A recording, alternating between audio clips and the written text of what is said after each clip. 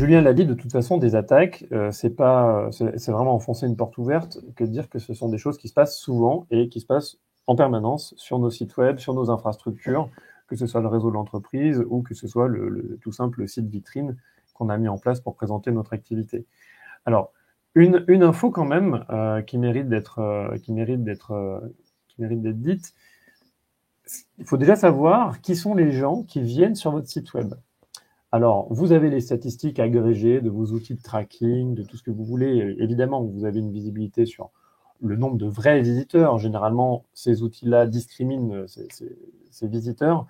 C'est-à-dire qu'ils ne vous présentent que la partie émergée de l'iceberg, donc les 48,2% que vous avez en haut de ce graphe. D'accord?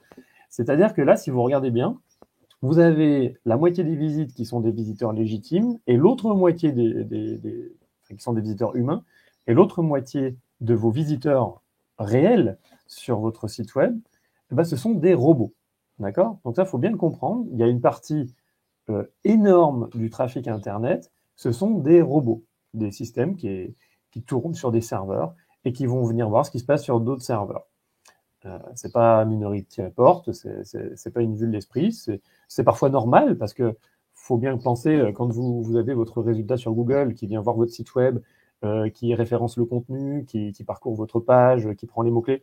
Bon, ça, c'est ce que vous voyez dans la partie qui est verte, ce sont les gentils robots. Ce sont les robots qui passent parce qu'on les attendait, qui sont généralement des robots commerciaux et qui n'ont pas de volonté malveillante quelconque. Et vous avez la dernière partie, vous voyez, c'est donc le quatrième quart de ce petit camembert.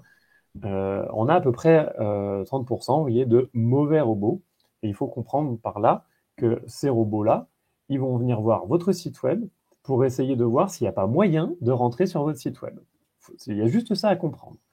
C'est-à-dire que les 48%, ce sont des vrais visiteurs qui viennent voir vos prix, vos offres, vos produits, vos solutions. Ensuite, vous en avez, on va dire, à 25 et 25. Vous avez 25% qui vont représenter des Google Bots et compagnie qui vont venir voir votre site web. Et vous avez un dernier quart qui, lui, va chercher à voir s'il n'y a pas moyen de rentrer. Voilà. Et en moyenne, parce que ça, c'est pas eux qui le disent, mais ça, c'est du vécu et vu sur des sites tout à fait classiques, avec très peu de passages, etc. En moyenne, un site tout bête, il va y avoir une centaine de scans malveillants par jour, voilà, qui vont tester pour voir s'il n'y a pas moyen de rentrer. Et après, vous allez me dire, mais comment est-ce qu'ils ont connaissance de mon site web, ces robots? Il y a plein de façons de le faire. On laisse pas mal de traces, de petits cailloux derrière nous quand on a un site web sur Internet, parce qu'on va vouloir le faire référencer dans les moteurs de recherche, on va inscrire notre propre URL du site à plein d'endroits possibles, parce qu'on a bien compris que plus on avait de liens qui pointaient dessus, mieux c'était. Donc en fait, on va faire en sorte que notre site soit visible. Et même quand on ne cherche pas à être visible, on va faire des échanges avec d'autres parties prenantes. Et là, je vous donne pour les plus techniques d'entre nous l'exemple de Let's Encrypt, parce que vous avez très très probablement un certificat HTTPS. Enfin, vous avez le certificat SSL pour avoir le HTTPS sur votre site web, parce que vous avez bien compris qu'aujourd'hui, les navigateurs ne voulaient plus que les sites soient en HTTP tout court, donc c'est-à-dire sans sécurité, sans chiffrement entre le navigateur et le serveur. Et ce certificat Let's Encrypt, il ne sort pas de n'importe où, il sort des serveurs de Let's Encrypt. D'accord? Et quand il va sortir de là, puisque Let's Encrypt est une initiative globale et qui a vocation à être tout à fait auditable pour avoir confiance en elle, elle est transparente par ailleurs. Et il y en a qui l'ont bien compris. Et sachez-le, ça c'est une des nouvelles attaques qu'on est en train d'avoir, c'est que quelques secondes après que vous ayez obtenu, ou que pendant même que vous êtes en train d'obtenir votre certificat auprès de Let's Encrypt, votre nom, votre URL va être rentré dans un registre qui est public, et vous en avez qui parcourent ce registre et qui essaient de vous attaquer avant même que vous ayez reçu votre propre certificat. Voilà, donc aujourd'hui, la menace, retenez simplement qu'elle est très bien organisée, qu'elle est très bien outillée. Aujourd'hui, on a des outils qui sont puissants, qui permettent de tester les sites web, qui permettent, là, oui, quand c'est organisé, de les trouver en plus. Et c'est vraiment quelque chose aujourd'hui qui, alors c'est pas l'idée pas de faire peur plus que ça, mais il faut bien se rendre compte que c'est plus de la caricature qu'on voit encore dans les séries, de jeunes ados avec une capuche dans leur chambre à 3h du matin, qui a qu'un site web. C'est plus du tout ça, c'est complètement organisé. Et en plus de ça, on a un contexte qui va pas en s'arrangeant, puisqu'aujourd'hui, parfois par ricochet ou balle perdue, on a des sites web ou des infrastructures qui sont touchées, alors qu'elles étaient même pas forcément ciblées. Voilà. Parce qu'en fait, on est sur, contrairement à des conflits très bien territorialisés, avec des frontières, avec des troupes, quand on est sur Internet, il n'y a pas vraiment de frontières. Donc on peut avoir des attaques par rebond, on peut avoir un certain nombre de choses qui se propagent peut-être davantage qu'on peut connaître dans les conflits classiques. Voilà, donc tout ça pour vous dire qu'avec ce qui se passe dans le contexte géopolitique actuel, ça ne va pas en améliorant l'écosystème et on se retrouve avec des groupes qui sont assez véhéments, Une guerre numérique, quoi. parfois les uns contre les autres, et puis contre les sites qu'ils peuvent utiliser.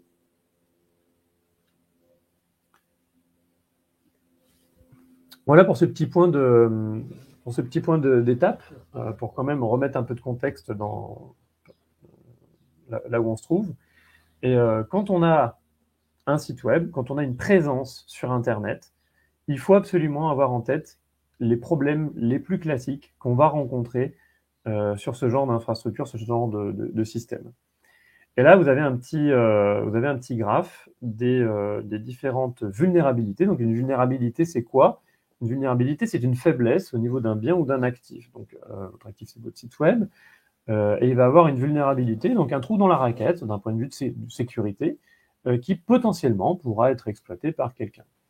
Et ce qu'on retrouve majoritairement sur des sites web, alors a fortiori les sites web type avec CMS, donc type Ouais, je te vois WordPress, venir, je etc. te vois venir. Tu vas défoncer WordPress là, hein, c'est ça? Alors, on va vous donner Ouais. pas mal de solutions après pour protéger votre site WordPress, mais on est d'accord que WordPress est beaucoup plus attaqué que la moyenne parce que c'est un peu comme les Windows, il y en avait plus que les Mac et du coup les pirates ils vont pas s'embêter s'il y a une brèche qui est connue sur un truc qui est très populaire, ils vont attaquer ceux qui sont populaires, mais on n'est pas forcément moins bien sécurisé que les autres, quoi. Alors, je suis tout à fait d'accord. C'est pas parce que c'est WordPress que c'est une passoire, bien évidemment. Celui qui va en faire une passoire, c'est le webmaster designer qui ne va pas respecter tout ce que je vais pouvoir vous présenter là et qui va le transformer en une véritable passoire. Parce qu'effectivement, WordPress de base, si vous n'installez aucun plugin et aucun thème et que vous le mettez à jour, mais on y reviendra Mm. systématiquement, il y a quasiment aucun problème. Ouais. C'est, euh, Bon, on c'est, reviendra dessus, mais je vais te défendre on, WordPress quand même. on reviendra là-dessus. Mais voilà, encore une fois, il y a beaucoup de problèmes dans les sites web qui viennent de la mise en œuvre qui va être faite. Voilà, d'où l'importance de faire cette mise en œuvre le plus correctement possible et de la façon la plus sécurisée possible. Voilà. Et il y a une attaque, enfin là vous voyez, il y a un graphe un peu décroissant sur les types d'attaques connues, c'est à peu près les mêmes qu'on retrouve avec ou sans WordPress de toute façon. Mais je vais en prendre trois, dont celle que vous voyez qui crève le plafond, c'est la XSS. Mais je vais en prendre trois qu'il faut que vous connaissiez et qui sont aujourd'hui exploitées. C'est très simple, c'est pas pour rien que je vous les prends en exemple comme ceci. C'est que ce sont des attaques possibles qui sont vécues au quotidien par des gens qui ont des sites web qui sont visés. La première qui est connue, et vous l'avez peut-être vue, alors vécu, ça voudrait dire que vous avez peut-être une grosse concurrence possible ou que vous êtes peut-être dans un secteur qui est ciblé. Mais vous prenez donc un DDoS, une attaque par déni de service. Qu'est-ce que c'est? C'est tout simplement des attaquants qui vont, mais j'y reviendrai juste après, mais qui vont chercher à faire tomber votre site web, c'est-à-dire qu'il ne répondra plus, y compris aux visiteurs légitimes. Voilà. Vous avez la deuxième, la XSS. La XSS, c'est complètement différent. Le but, c'est de laisser le site fonctionner. Mais la XSS, ça va être de faire stocker par le site quelque chose qui n'était pas prévu, qui ensuite sera visible des internautes. Voilà, donc ça donne lieu à plein de possibilités, mais typiquement, quand vous êtes sur un site et que finalement le webmaster maîtrise plus vraiment le contenu qui est affiché, il peut se passer de mauvaises surprises. Et la troisième, c'est la pire, c'est l'exécution de code à distance. Et là, c'est-à-dire que la personne mal intentionnée prend la main sur le serveur et a la capacité de faire ce qu'il veut, comme un administrateur, enfin comme vous en tout cas, sur le serveur pour faire des choses. Genre miner des bitcoins. C'est possible, ça peut être miner des bitcoins, ça peut être plein de choses. Ça peut être, mais je vous donnerai l'exemple, Ouais, c'est on une y RCE revient. que je prendrai dans l'investigation tout à l'heure qu'on fera. Oui. Voilà, donc pourquoi ils font ça? La plupart du temps, et Julien, l'exemple n'est pas faux du tout, hein, c'est ce qui est écrit là, ça peut être tout simplement profiter de vos ressources. Ça serait bien de pouvoir squatter votre serveur pour stocker des données, parce qu'en fait, les pirates, faut pas se leurrer, hein, ils vont pas aller louer un serveur légitime avec leur CB perso pour diligenter des attaques. Comment ils font? Eh ben, ils prennent des serveurs non sécurisés, peut-être les vôtres, et ils vont les squatter pour mener leurs attaques. Ce qui fait que si demain il y a une investigation, eh ben, ça va tomber sur vous. Et donc lui restera bien caché. Et en fait, comme ça, avec un système de rebond, le pirate se cache derrière des serveurs qui sont exploités. Putain, et c'est pour ça Voilà. qu'on les chope jamais. Alors, en fait, ils utilisent les serveurs et les ordis de tout le monde et pas leur propre truc. Exactement. Ça, C'est une des Saligo. meilleures façons de faire. Tout à Ok. fait. Voilà. Et je vous donnerai l'exemple de ce qu'on peut faire de façon assez classique. Donc, la représentation d'une attaque par déni de service, vous voyez qu'elle est assez simple. Vous avez un certain nombre de machines. Alors, on n'est plus dans ce. On a changé un peu de paradigme. Il n'y a plus que des ordinateurs hein, maintenant qui sont potentiellement vecteurs d'attaque. Ce qui a défrayé la chronique il y a quelques années, qui a fait prendre conscience de l'envergure du sujet, c'est que un des plus gros DDoS qu'on avait eu il y a 4-5 ans, c'était un DDoS qui a été fait en, en embarquant des caméras de surveillance connectées. Voilà. C'est-à-dire que les sites web ont été attaqués par des caméras de surveillance. Alors là encore, on se croirait dans Minority Report, etc. Mais c'est tout simple. La caméra de surveillance, elle a un serveur web en fait. Ça, vous avez peut-être déjà tapé l'adresse de votre caméra de surveillance. On peut la contrôler, on peut faire des trucs. C'est un mini serveur web. Il peut pas faire grand-chose, il peut sûrement pas miner du Bitcoin, mais il peut tout à fait appeler une page web. Imaginez toutes ces caméras non sécurisées qui ont été conçues sans trop de protection, etc. Bah, ces structures, enfin, peut-être que ces caméras peuvent être vecteurs et contrôlées par un serveur qui est peut-être votre propre serveur web. C'est ce qui se passe souvent, le serveur de contrôle et de commande, c'est pas celui du pirate, hein, c'est un serveur qui squatte. Donc voilà pour l'attaque. Donc ça, on verra pour se protéger, mais c'est pas forcément facile de se protéger de ce genre d'attaque parce que ça nécessite des ressources pointues et des tuyaux énormes pour arriver à encaisser la charge. Et même si je ne suis pas très pro géant du numérique, le fait est que pour contrecarrer ce genre d'attaque, il faut des infrastructures très solides. Hmm. Mais ouais, là, on peut pas faire grand-chose avec ce genre de truc. Et puis, il faut vraiment avoir des gens qui nous en veulent en face, parce que ça, c'est clairement dirigé vers nous, alors que les autres, comme tu Ouais, l'expliqueras, sont un peu plus automatisés. Et en fait, ça tombe sur nous au tout à pif. fait. Alors que là, faut vraiment nous en vouloir. Et puis, de toute façon, une fois que le serveur est tombé, bon, bah, 1 heure après, on le rallume. En général, ça refonctionne. Mais ça, c'est vraiment pour emmerder le monde, quoi. Exactement. Ok. Ça peut être le cas quand votre concurrent, le jour de l'ouverture des soldes, n'a pas Ouais, c'est envie ça. que vous vendiez des produits. Ça peut être des activistes qui ont fait ça. Il y a eu des procès qui ont eu lieu en France, des antinucléaires qui avaient attaqué les sites d'EDF, etc. Hmm. Donc voilà, des gens qui Mais veulent véhiculer des idées Mais peuvent. potentiellement, ouais, mais potentiellement, si vous ne vous, si vous vous faites attaquer avec les autres techniques qu'Adrien va vous présenter, vous pourriez faire partie des petits ordinateurs là qui vont attaquer la centrale nucléaire ou le je sais pas quoi. Donc, vaut mieux se protéger aussi, comme ça évite qu'on utilise votre site et votre serveur pour faire ça, quoi. Hmm.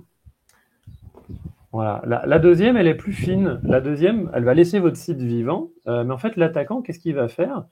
Il va réussir à injecter des bouts de code. Alors, là encore, je vais rentrer un peu dans la technique, mais il va peut-être insérer un peu de JavaScript, peut-être dans un commentaire quelconque qu'il va mettre sur votre site web, parce qu'à un endroit, il va être interprété quand il sera affiché.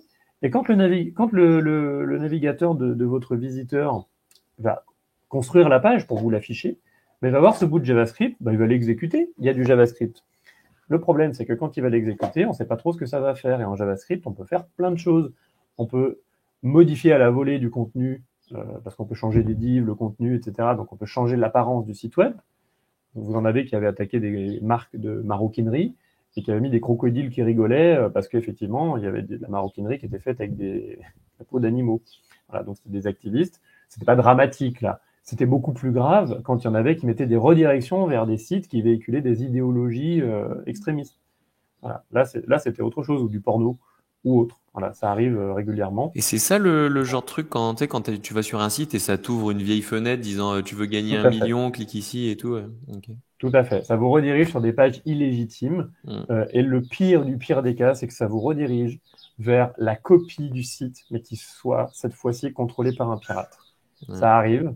C'est-à-dire qu'on peut tout à fait aspirer votre site web, hein, ça prend 10 secondes, et on a une copie du site web, on change un peu l'adresse, on le publie, et on redirige le visiteur légitime vers le site illégitime. Et malheureusement, il va penser qu'il se connecte sur le bon site, mais c'est pas le cas. Ouais, pensez bien à regarder les URL en haut des fois. Quand vous êtes sur La Poste, s'il y a marqué La Pouste, ça sent pas bon en général.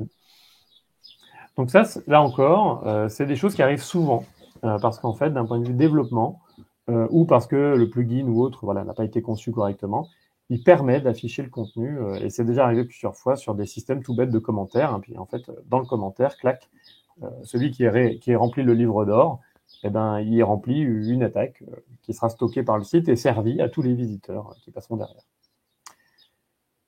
Voilà. Et après, bah, vous avez la troisième que j'ai citée, la Remote Code Execution. Donc celle-ci, on va pas stocker de la donnée dans un champ commentaire ou autre. Là, c'est qu'on va trouver véritablement une brèche par laquelle on va pouvoir rentrer. Et dans cette brèche, on va mettre ce qu'on appelle un exploit. Donc en gros, généralement, on va pouvoir pousser précisément le petit truc qu'il fallait pas qu'il passe. Et ça va, en cascade, permettre de prendre la main sur le serveur. Voilà, donc ça va permettre en fait de téléguider le serveur parce qu'on va manipuler une fonction de mise à jour, une fonction de login ou autre. Il y a eu pas mal de failles typiquement sur des carousels, des plugins de carousel qui étaient sur WordPress. Et c'était souvent le cas parce qu'en fait, quand le carousel chargeait, il y avait des appels qui étaient faits et les pirates passaient à travers. Exact. Celle-là, on l'a. Bah, je crois que quand j'avais vécu la fameuse attaque l'année dernière sur un site qui était un WordPress, c'était avec un plugin qui n'avait pas été mis à jour depuis un an de Carousel, justement. Ça avait permis de Alors, rentrer dedans. sans faire de mauvaise pub, il y en a eu un qui, si vous l'avez, il faut absolument qu'il soit mis à jour. C'était Revolution Slider, je crois. Exactement, ouais. Et, Qui est lui, beaucoup utilisé en plus. comme disait Julien, tout ce qui est beaucoup utilisé est forcément beaucoup ciblé. Donc forcément, quand vous avez des bons plugins, quand il y a des vulnérabilités connues, ça affecte immédiatement plein de gens d'un coup, quoi. Donc c'est sûr que c'est plus rentable d'attaquer ça qu'autre chose. Et là, je vais vous montrer. Alors, bien évidemment, c'est ce que je vous disais, hein, c'est anonymisé. Je pourrais pas vous dire quelle est la structure qui a fait l'objet de cette attaque. Les dates ont été masquées, des IP ont été masquées, parce que il y a des informations pour le coup sensibles. Mais on va regarder dans les logs, parce que c'est le seul endroit où on peut faire de l'investigation. Donc, on va aller regarder dans les logs a posteriori, post-mortem. Alors, qu'est-ce qu'un log? Les infos qui vont pouvoir nous permettre de comprendre ce qui s'est passé. Et les logs, c'est tout simplement des enregistrements, des traces de texte qui sont gardées par le serveur, des enregistrements qui nous permettent de savoir ce qui s'est passé sur le site à ce moment précis. Voilà. C'est-à-dire qu'en fait, on va voir que l'adresse IP a chargé la page Intel à telle date, telle heure, et il a fait ça. On n'aura pas le contenu complet de l'échange, mais ce sont des traces qui permettent de retracer potentiellement la navigation, l'activité d'un script, d'un attaquant, d'un visiteur légitime. En fait, tout, normalement, est visible dans les logs. Voilà. Donc, bon, ça peut être un peu imbitable, il peut y en avoir beaucoup, mais nous, par exemple, on met à chaque fois une protection sur les sites qui fait que les gens qui tentent de se connecter, genre 10 fois d'affilée, ils sont bloqués. Et en général, on regarde dans les logs et on voit l'adresse IP a tenté de se connecter, erreur, a retenté, erreur, à la fin, boum, bloqué, et puis on sait ce qui s'est passé, quoi. Les logs, c'est précisément, alors c'est quelque chose qu'il faut surveiller. C'est vrai qu'on les laisse souvent un peu dans leur coin, ces pauvres logs, mais les logs peuvent trahir un comportement, typiquement l'attaque que je vais vous montrer. Si on avait regardé dans les logs tous les jours, eh ben on aurait vu que quelqu'un était en train de bricoler quelque chose. Voilà. Mais il faut les les analyser. Et bon, là, malheureusement, il faut des ressources assez avancées pour pouvoir le faire. Il faut aussi les garder. C'est-à-dire qu'il y en a qui ont des purges qui sont très rapides. Parfois, il y en a qui purgent au bout de même pas un mois. Donc, ce qui fait que quand on se rend compte de l'attaque un mois et demi après, ben, on n'a plus les logs nécessaires pour retrouver ce qui s'est passé à ce moment-là. Et donc, on n'a pas conscience, on n'a pas d'infos sur l'envergure de l'attaque. Qu'est-ce que l'attaquant a fait? On voit le résultat qui est visible, mais qu'est-ce qu'il a fait? En sachant qu'en plus, les attaquants dissimulent, ils effacent leurs traces derrière, parce que quand ils vont utiliser une charge malveillante, hop, une fois qu'ils ont terminé, ils l'enlèvent. Voilà, puisqu'ils ont la main de toute façon sur le serveur. Ce qui fait que nous, quand on va vouloir investiguer, on aura des preuves en moins. D'où l'intérêt d'avoir les logs, parce que les logs, eux, sont immuables, et on ne peut pas, alors sauf si votre attaquant, il est vraiment allé loin, mais normalement, on ne peut pas aller chercher les logs et les modifier. Les logs, ce sont les traces, retenez tout simplement, qui sont laissées dans le cadre de l'activité du site. Voilà le déroulé classique d'une attaque. Donc, première phase, on a la découverte. Alors, je vais prendre l'exemple de WordPress, parce que c'est un exemple criant. Aujourd'hui, comme le disait Julien, il y a beaucoup de sites qui sont sur WordPress. Et le plus simple pour vous le démontrer sur cet exemple, c'est de regarder, ça aurait pu être Joomla, Drupal, n'importe, mais c'est comment est-ce que via un CMS, on arrive à prendre la main sur le serveur. Donc la première phase, c'est la découverte, tout simplement, du site, parce qu'il faut bien tomber dessus. Donc, vous avez des robots, on va voir, qui scannent, et qui scannent pas au hasard. Les robots, ils sont bien configurés, c'est-à-dire que l'attaquant, il sait où se trouvent les vulnérabilités de nos sites à chaque fois. Donc il va aller chercher là où il y a de la probabilité qu'on se retrouve avec quelque chose qui est un peu pourri. Ensuite, il va tester, c'est-à-dire qu'une fois qu'il est tombé dessus, il va revenir et il va tester pour voir si on est à jour ou pas, si on a des trous de sécurité ou pas. Ça, c'est la deuxième phase. Et on a plein de petites traces, de petites preuves, des petites pierres, des petits cailloux qu'on a laissés derrière nous, qui vont pouvoir un peu trahir la version qu'on utilise. Là encore, ça peut un peu se masquer, mais celui qui veut vraiment savoir, il finira peut-être par trouver votre version. Ensuite, une fois qu'il est conscient du problème que vous avez, et il va revenir une troisième fois, il va regarder s'il peut prendre la main. Donc là, il va vraiment rentrer dans le dur. Et autant la phase 1 et 2 peuvent s'automatiser, autant les phases suivantes, ça sera rarement 100% automatisé. Ça sera toujours fait avec des outils, mais ça ne sera pas fait de façon autonome par des outils. Donc dans ce cas-là, il va regarder par où il peut rentrer, il va faire des petits essais, et puis hop, il va réussir à accéder, il va s'arrêter là. Il va aller chercher une charge malveillante, donc ça c'est l'étape 4, et il va rentrer sur le site avec cette charge malveillante. Là, boum, accès total. Et la phase 5, il va jouer avec votre site web pour en faire autre chose. Voilà ce qui se passe dans les cas les plus classiques. Donc, je vais rentrer un peu dans le détail. Je vais vous montrer chaque phase avec ce que je peux vous montrer. Phase 1, il faut découvrir le site. Et là, vous avez en fait votre site avec le nom de domaine. Bon, là, c'est exemple.fr. Donc, vous voyez, ça se passe très, très vite. Donc, c'était à 5h du matin, 5h10 avec des millisecondes qui changent. Donc, c'est clairement automatisé. C'est pas quelqu'un, encore une fois, c'est pas un ado dans sa chambre avec sa capuche. Et vous voyez qu'il teste, il dit, tiens, sur ce site, est-ce que... Alors, il ne sait pas encore si c'est un WordPress ou pas, le site, mais il va regarder. Si on n'a pas un dossier qui s'appellerait WordPress dans lequel il y aurait un WordPress, et ce qui est le plus intéressant, c'est les dernières lignes. Il va regarder s'il n'y a pas des trucs dans le dossier old, parce que les webmasters, ils ont une très très fâcheuse tendance, c'est qu'ils n'aiment pas supprimer des trucs, surtout en FTP, parce que ça met 10 000 ans, donc on ne le fait pas.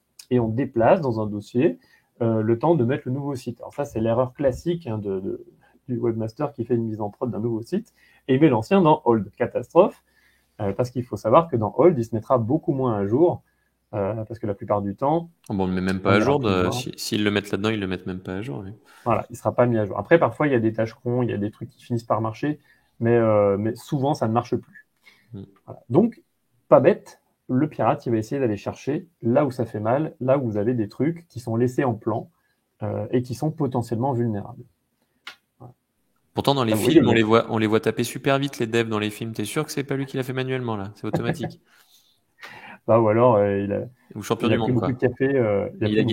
C'est celui qui a gagné au WorldSkills, peut-être, celui-là. Donc, une fois qu'on a trouvé là où ça fait mal, On va passer à la deuxième phase. Et là, on va tester, enfin, on n'a pas encore trouvé vraiment là où ça fait mal, mais on a déjà trouvé où chercher. Et là, vous voyez, il va énumérer, là encore, c'est un script, hein, vous voyez que ça se passe tout à quelques millisecondes d'écart. Donc, il va énumérer toutes les ressources possibles sur le serveur. Donc, il va regarder la version de vos fichiers CSS, donc pour le style, la mise en forme, les versions des fichiers JavaScript pour l'interface dynamique, les boutons qui bougent, les trucs qui se passent sur votre page. Et en fonction, parce qu'il a sa base de connaissances, donc en fonction des versions qui seront trouvées sur votre serveur, il saura quelle est la version de votre site. D'accord? Donc il saura que peut-être vous avez des fichiers suffisamment vieux pour démontrer un site qui n'est pas mis à jour. Voilà. Ça, c'est la deuxième phase. On va tester pour voir s'il y a des vulnérabilités. Troisième phase, cette fois-ci, on va rentrer dans le vif et on va essayer de rentrer avec un exploit, donc en gros, avec quelque chose qui va pouvoir s'exécuter parce qu'on sait que du fait de la version qu'on a trouvée, si on envoie ce fichier-là à ce moment-là ou qu'on le pousse sur le serveur, voilà, c'est connu. C'est pour ça qu'il y a une mise à jour généralement qui a été publiée depuis longtemps. On sait qu'à ce moment-là, le pirate pourra rentrer. Donc le pirate, pas fou, il va utiliser cette méthode parce qu'il voit son script, il lui a dit bah, attention, c'est en version Intel, donc tu vas pouvoir passer par là. Il va envoyer cette charge malveillante et vous voyez qu'il pousse depuis l'extérieur alors qu'il n'est pas connecté. Hein, il va pousser sur le chemin, sur l'adresse, on le voit dans les logs, sur wp-admin plugininstall.php, il va pousser l'installation de plugin de force. Voilà, il se trouve que malheureusement, sur ce site qui n'était pas mis à jour, ça marchait. Voilà, en étant non connecté. Donc, vous avez beau avoir de l'authentification forte, tout ce que vous voulez, si votre cœur il est vulnérable, bon, bah, vous ne pourrez rien faire, et même avec un petit plugin de sécurité, bah, vous ne pourrez rien faire. Voilà, si les fondations de la maison ne sont pas bonnes, malheureusement, tout ce que vous pourrez mettre au-dessus ne servira à rien. Donc là, il tente de rentrer avec son petit exploit, et qu'est-ce qu'il a fait? Il est vraiment malin, c'est un vrai webmaster, hein, notre pirate.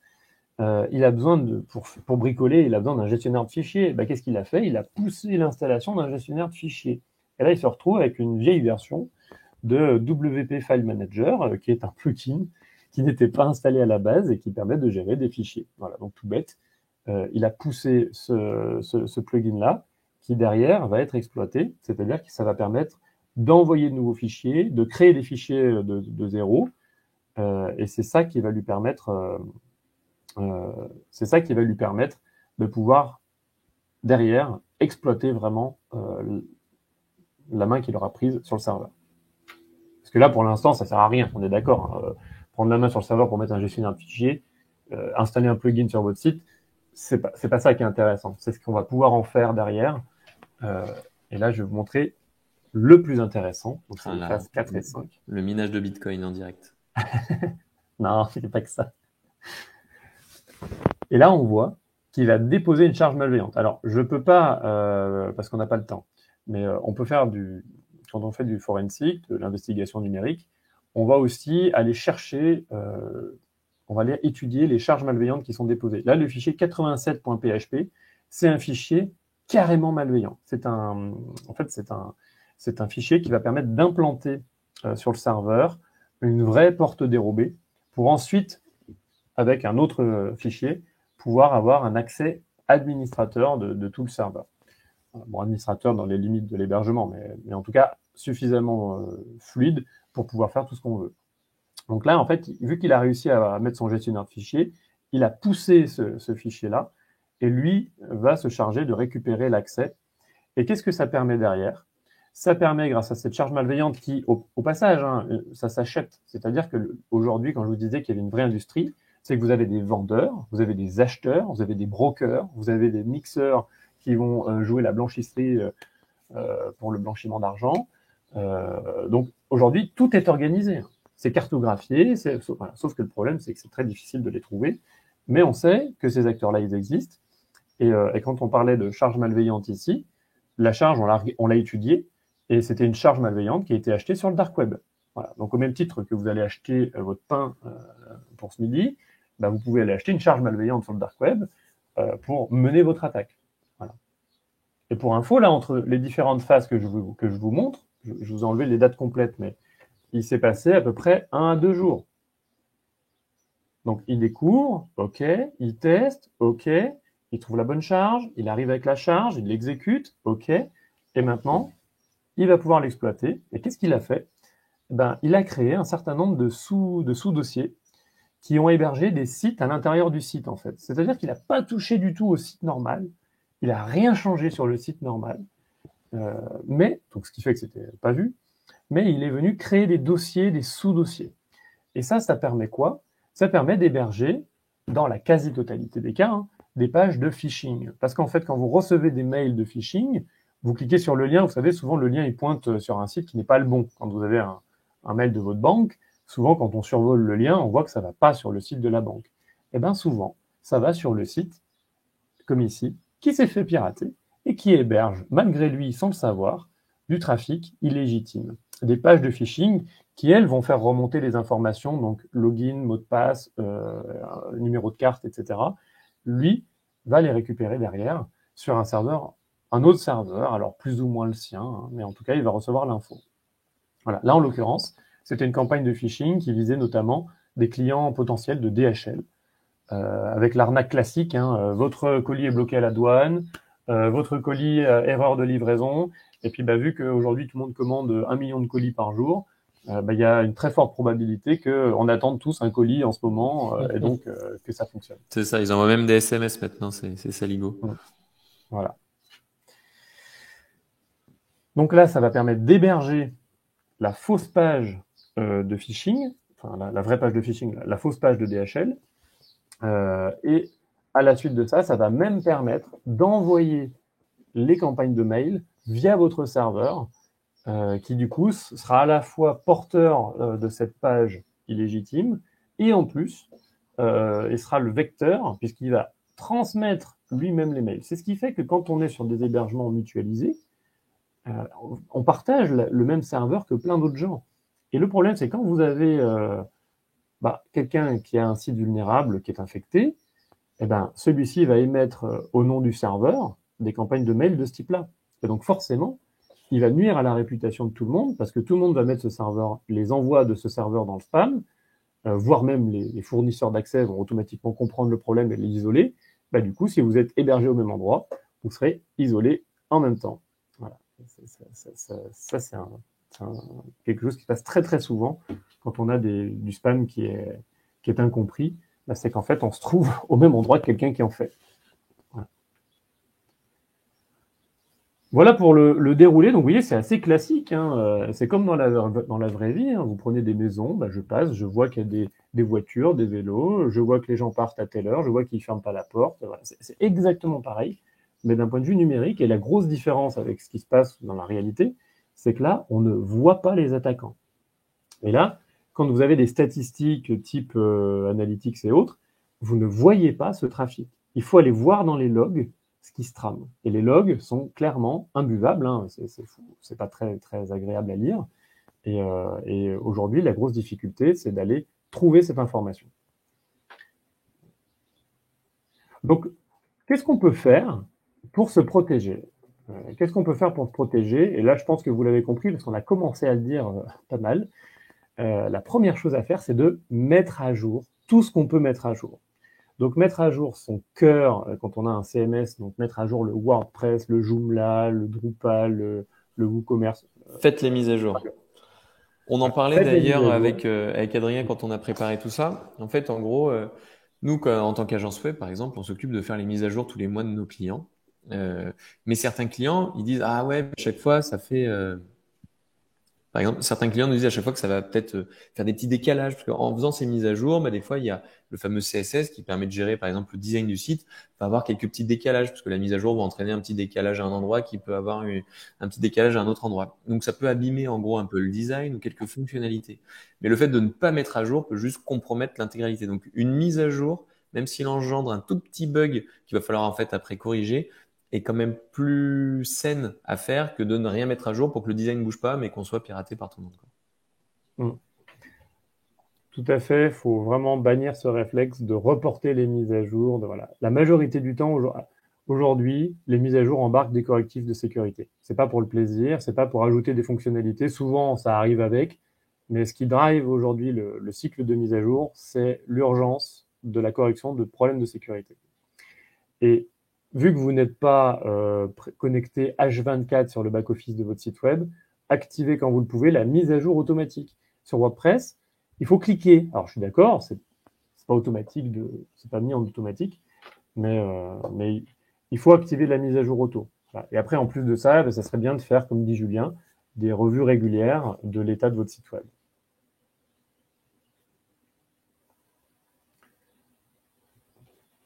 Donc voilà pour la première recommandation qui est simple, mais qu'on ne fait pas forcément. Je ne sais pas combien parmi vous ont peut-être un plugin qui n'est pas à jour ou ont peut-être un thème qui n'est pas à jour. Sachez que le thème ne se met pas à jour en automatique.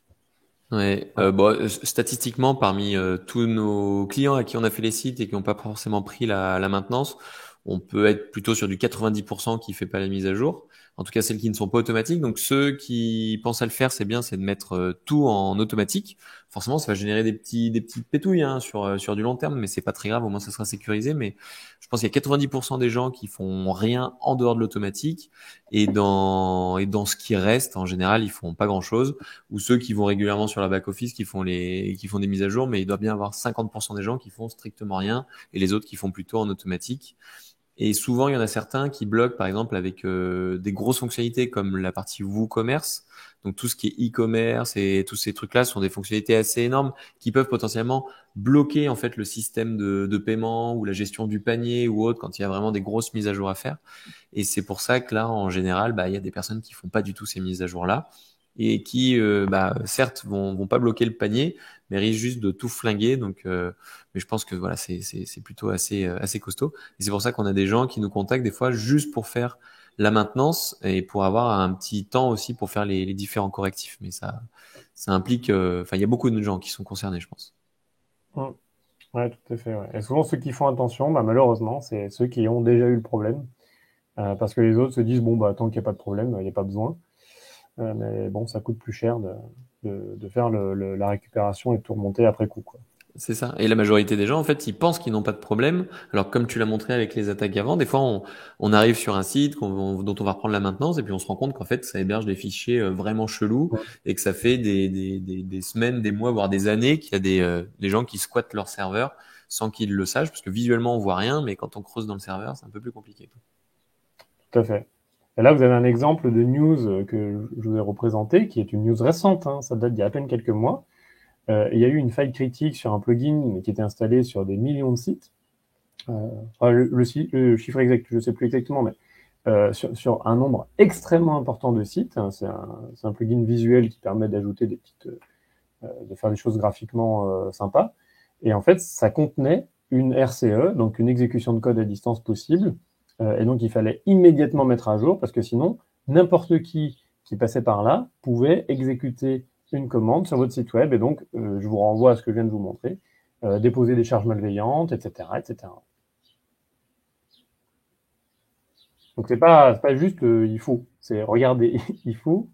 Et je peux vous démontrer que ça a son intérêt. La deuxième chose, ça va être d'intégrer à votre site une capacité à pouvoir se rendre compte d'une attaque potentielle et de la bloquer. Alors, comme je vous disais, il faut que les bases de la maison soient solides. Hein. Donc, si l'étape 1 n'est pas faite, l'étape 2, elle ne sert pas à grand-chose. Mais vous pourriez installer un plugin. Alors, Scurry, WordFence, etc. sont des plugins sur WordPress qui marchent très bien. Vous pouvez les installer et ça va vous permettre d'ajouter sur le site web, c'est ce qu'on appelle un WAF, hein, donc un pare-feu applicatif, qui va parfois voir qu'il y a des connexions qui sont faites avec des logins d'utilisateurs qui n'existent pas. C'est peut-être bizarre ça. Il va voir que dans le champ commentaire qui vient d'être envoyé, il y a un contenu bizarre avec du JavaScript. Bon, c'est peut-être que quelqu'un essaie de pousser une attaque XSS, d'utiliser une XSS. Donc, peut-être que ce plugin va pouvoir identifier des comportements anormaux et, comme l'a dit Julien, va pouvoir bloquer, bannir l'IP potentiellement, parce que c'est peut-être l'IP d'un serveur qui tente de découvrir un trou dans la raquette ou d'exploiter un trou dans la raquette. Voilà. Et vous voyez, vous avez... alors là, les stats, les captures d'écran, je vous l'ai pris sur un des plugins que j'avais, mais vous avez tous les pays qui sont relais de ces attaques et vous le comprenez très bien. c'est qu'aujourd'hui, les attaques sont relayées par des sites légitimes partout dans le monde, quoi. Ouais, c'est les méchants Turcs, là, d'après ton screenshot. Là, ouais, Pas bah, c'est assez gentil. rare, la Turquie, hein. Pas gentil, les Ouais, Turcs. d'habitude, c'est plus Asie du Sud-Est, etc. Mais bon. États-Unis, Russie. Russie, on les voit pas mal. Par exemple, il y a eu Ouais. l'histoire à l'époque de l'élection de Trump où on avait énormément de robots qui passaient et qui nous faisaient des trucs sur Analytics pour dire votez pour Trump de partout. Et ça venait toujours de Russie, mais pareil, on sait pas en fait d'où ça venait, mais ils utilisaient des serveurs russes en tout cas pour faire ça. Ouais. Et nous, du coup, on est team WordFence chez Pilotine. On met WordFence sur tous nos projets. Et c'est vrai que, voilà, au bout de 5 ou 10 essais, ça dépend. Après, on met un peu le curseur, mais nos clients sont bloqués, donc ça arrive régulièrement. On a des clients qui bourrinent, hein, ils cliquent 10 fois sur le bouton, on sait pas pourquoi. Mais bon, ça arrive. Donc, surtout, ne cliquez pas 1 million de fois sur vos boutons de connexion. Sinon, au bout d'un moment, vous faites bloquer et après, c'est un peu relou, quoi. Donc, protéger le serveur. Après, il y a d'autres enfin, le site en lui-même. Ensuite, il y a d'autres, il y a d'autres bonnes pratiques à adopter. Alors là, il y a rien de technique, hein. C'est simplement, quand vous avez des plugins, n'installez pas systématiquement tout et n'importe quoi comme plugin et ne gardez pas des plugins qui vous servent à rien. Sachez qu'un plugin désactivé sur WordPress, s'il est vulnérable, on peut l'exploiter quand même, hein. C'est pas parce qu'il est désactivé dans l'interface qu'on ne peut pas s'en servir en tant que pirate. Donc la bonne réponse, c'est de ne garder que des plugins utiles. Donc tout ce qui est désactivé, normalement, ça passe à la benne, et parce que ça veut dire que vous n'en avez pas besoin. Et les plugins que vous utilisez, vous savez pourquoi vous les utilisez, et sinon vous les retirez. Voilà. Mais vous ne gardez pas des choses qui ne servent à rien, parce que plus vous en aurez, plus votre surface d'attaque sera importante, et plus vous êtes dépendant du développeur en question, qui devra faire les correctifs si demain il y a un problème. Donc vous augmentez votre dépendance, et vous ne maîtrisez en plus pas les délais de correction, etc. Donc vous êtes clairement vulnérable. Bon, c'est comme un bureau, quoi. Faut qu'il soit rangé. Plus on range, Faut plus qu'il on est soit efficace. rangé, et dans la mesure où les correctifs éventuels ne dépendent pas de vous, et qu'en parallèle de ça, il n'y a pas de contrat avec le développeur qui code le plugin, vous vous exposez potentiellement à des risques. Ouais. Pour pallier à ces problématiques-là, pour les plugins que vous choisissez, il y a le deuxième point, vérifier leur réputation, vérifier les avis, le nombre de téléchargements et d'installations actives. Quand vous avez un plugin qui a été installé par 0 personne et qui a 0 avis, je ne vais pas dire que c'est dangereux, mais c'est peu probable que vous ayez une communauté suffisante, etc., pour que ça garantisse la sécurité. Alors que quand vous en avez qui ont des centaines de milliers ou des millions d'installations, etc., avec des bons avis, c'est beaucoup plus probable que les développeurs travaillent pour les mettre à jour régulièrement et vérifier leur sécurité. C'est ça. En fait, il y a soit vous passez par des plugins effectivement qui sont populaires et en général une bonne note c'est à partir de 4, on va dire en dessous de 4, c'est que ça marche pas sur tous les sites, c'est qu'il y a des petits problèmes, c'est qu'il y a des failles de sécurité ou je ne sais quoi, mais au-dessus de 4 sur 5, c'est bien et avec au moins faut pas les gros, ça va être à partir de 10 000 installations, c'est ceux qui vont être populaires. Dans la classe en dessous, c'est qu'on va être sur des développeurs indépendants ou des agences qui vont développer leurs propres plugins. Et c'est dans ce cadre-là où, Adrien, tu disais tout à l'heure, vous n'avez pas de contrat avec eux. C'est là où vous pouvez avoir potentiellement un contrat avec ces gens-là. Et ça va des fois être des plugins payants ou des plugins vraiment sur des besoins de niche. Mais il y a des plugins dans le monde du recrutement, par exemple, qui sont utilisés par 50 personnes, mais qui valent genre 2000 balles. Ces plugins-là, vous avez le contrat avec l'agence ou avec le freelance qui les a développés, donc vous pouvez les utiliser, mais parce que vous avez un contrat avec lui. Mais sinon, il faut soit aller voir des trucs de spécialistes où on sait qu'il y a une équipe derrière que vous connaissez et en qui vous avez confiance et qui pourront vous dépanner, soit aller carrément sur des trucs populaires à partir de 10 000 utilisations et avec une note minimum de 4 sur 5. Donc voilà, attention à ce que vous mettez en œuvre. Ensuite, quand il y a du développement, et là on pousse encore d'un cran, hein, mais lorsqu'on va vouloir du développement spécifique, le faire dans les règles de l'art, vous avez des lignes directrices qui ont été données et qui incluent la partie sécurité par WordPress, en l'occurrence, ça vaut pour le reste, hein. Mais voilà, on va respecter les bonnes pratiques de sécurité, parce qu'en fait, il ne faut pas que le développeur qui code la fonctionnalité qui n'existait pas introduise de failles sur votre site en faisant ça. Et une des meilleures façons, c'est pas une règle absolue, mais une des meilleures façons, ça sera aussi de ne pas le bricoler, on va dire, dans son garage, sans forcément les bonnes connaissances, et de faire appel à des structures qui font ça tout le temps, parce que elles ont l'habitude d'avoir un cycle de développement propre qui inclut la vérification et la sécurité dans les développements. C'est pour ça qu'il faut bien faire la différence, pareil, quand tu mets recours aux pros et tout ça, entre Mm. des designers qui vont s'inventer développeurs et qui vont justement en fait faire toutes les bêtises dont on a parlé avant parce qu'ils vont se cantonner à faire un beau design et inversement un développeur va sûrement très bien faire le taf et tout, ça sera sécurisé, il va utiliser les bons plugins, il aura les bonnes pratiques, mais il va vous faire un design un peu catastrophique. C'est pour ça que vous avez le choix soit de travailler avec des équipes de freelance, par exemple, vous allez prendre un designer, un développeur qui vont travailler de concert, soit de passer par une agence, soit de le faire potentiellement vous-même si vous voulez le faire avec zéro moyen, avec un Elementor par exemple. Mais la reco, c'est éviter de surcharger, mettez le moins de plugins possible, faites le site le plus simple possible.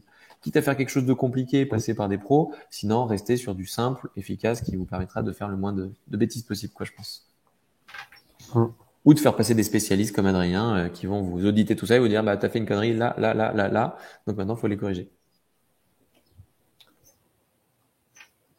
Voilà. Et la dernière, on a parlé tout à l'heure de sécuriser, et ça fera le pont avec ce que demande Mathieu. Vous avez le pare-feu applicatif, comme WordFence par exemple, qui peut être installé, qui peut être du coup intégré au site, donc à l'applicatif lui-même. Mais vous pouvez aussi, et les deux ne sont pas exclus, hein, le principe, la sécurisation des systèmes d'information, c'est un principe comme à l'armée de défense en profondeur. Donc vous avez les lignes de défense successives. Donc c'est très bien de mettre les unes après les autres des lignes de défense différentes et donc d'avoir à la fois le pare-feu applicatif et puis le pare-feu potentiellement sur l'hébergement lui-même, donc sur le serveur lui-même. Alors soit vous avez un serveur dédié parce que vous avez envie d'avoir des grosses ressources à vous, toujours disponibles, que vous êtes les seuls à utiliser. Dans ce cas-là, vous allez avoir une grosse responsabilité sur la sécurisation, sur la mise à jour, sur la limitation des portes, donc des ports qui sont peut-être accessibles, des services qui fonctionnent, parce que, encore une fois, plus il y a de ports ouverts, plus il y a de services qui fonctionnent sur le serveur, plus vous êtes à risque, hein, c'est comme ça, on augmente sa surface d'attaque. Et puis, que l'on soit en serveur dédié ou qu'on soit en mutualisé, comme on a chez la majorité des hébergeurs pas très chers, il faut penser que peut-être votre hébergeur propose des outils pour durcir, augmenter la sécurité du serveur. Et souvent, c'est pas activé par défaut. Voilà, c'est pas activé par défaut parce que souvent, ça peut avoir, enfin souvent non, rarement, ça a des effets de bord. Et d'un point de vue business, c'est pas activé par défaut parce que vu que ça peut nuire au fonctionnement de base, ça sera de la responsabilité de celui qui administre le site de l'activer quand lui l'aura jugé opportun. Voilà. C'est comme quand vous achetez un équipement de sécurité, de base, il n'y a pas de sécurité. C'est à celui qui va l'implémenter, le configurer, de mettre la sécurité conformément à ce qu'il faut mettre en œuvre. Voilà, donc on peut faire quelques petites choses. Effectivement, au niveau des headers, Mathieu, on peut travailler à dissimuler certains éléments au niveau des versions du serveur, de l'applicatif et autres. Donc on peut travailler et certains hébergeurs peuvent proposer ce genre de choses ou peuvent vous permettre de le mettre en place. Ça dépend le curseur, à quel point il est positionné pour nous permettre de mettre en place des mesures. Parfois, eux l'ont mis sans qu'on le sache, hein, parce qu'ils ont été proactifs et ils ont dit tant pis, nous on met ça en place. Ça peut être d'interdire aussi l'accès classique au répertoire. Vous savez que quand vous prenez un hébergement web, si vous ne mettez aucun htaccess particulier, vous avez accès en listing à tous les répertoires de tout le site. D'accord ? Il suffit de taper l'adresse du bon dossier et vous avez accès au contenu. Là encore, c'est à vous de mettre en place les bons mécanismes de protection qui peuvent au moins empêcher la lecture et le listing des fichiers qui se trouvent à l'intérieur, et peut-être même empêcher leur exécution, parce que là aussi, c'est possible. Il y a des choses que l'on peut faire. Typiquement, sur WordPress, il y a un truc très classique, hein, mais lorsque vous avez le dossier upload dans lequel tombent tous les documents que vous envoyez, il est évident qu'il n'y a absolument pas besoin dans ce dossier de droit d'exécution de fichiers. Il n'y a aucun fichier qu'on va exécuter dans le dossier upload. Ce sont des ressources qui sont tout à fait statiques, qui sont des fichiers images, PDF, vidéo classiquement. Quand quelqu'un va mettre un fichier PHP là-dedans, jamais il doit rentrer, déjà. Et si par malheur il rentre, jamais il ne doit pouvoir s'exécuter. Voilà. Et ça, par défaut, votre hébergeur, il ne peut pas l'inventer. Hein. C'est vous qui avez votre arborescence du système, c'est vous qui mettez en œuvre votre CMS ou votre site. Donc c'est à vous de mettre en place potentiellement finement les règles de sécurité. Et donc, en fait, il y a pas mal de possibilités, mais bon, là, il faudrait une journée complète pour passer tout ça en revue. Mais il y a pas mal de possibilités pour rajouter un petit peu à droite à gauche et puis de plusieurs façons possibles des petites mesures de sécurité qui, en fait, mises bout à bout, empêcheront ce qu'on a vu tout à l'heure. Donc, le fait que le pirate, peut-être, profite de la mise à jour qui n'a pas été faite pour rentrer. Peut-être que, encore une fois, je reprends mon principe de ligne de défense avec la défense en profondeur.